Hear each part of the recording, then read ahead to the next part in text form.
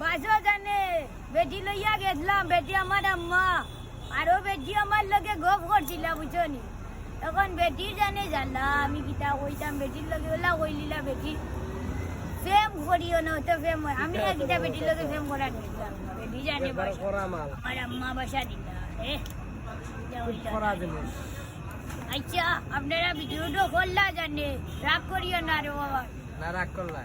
তখন আমরা গরুর হাটও আইছি বুঝছনি, গরুর হাটও আইয়া রেবো যে বড় বড় বান্না বান্না গরু রেবো কিতা হইতাম রেবো, একটা গরু কিনা যাস না মুই কিতা হইতাম রেবো চাষা বুঝছনি। একটা গরু দাম হইল 5 লাখ টাকা, আমি কই দেবো বাবা থেকে পকেটও আছে 500 টাকা, তুমি যদি পারলে লইয়া থাকো আন্দাতে তুমি মরে দেখিলাও রে বাবা, মরে 500 টাকা আছে বুঝছনি রেবো।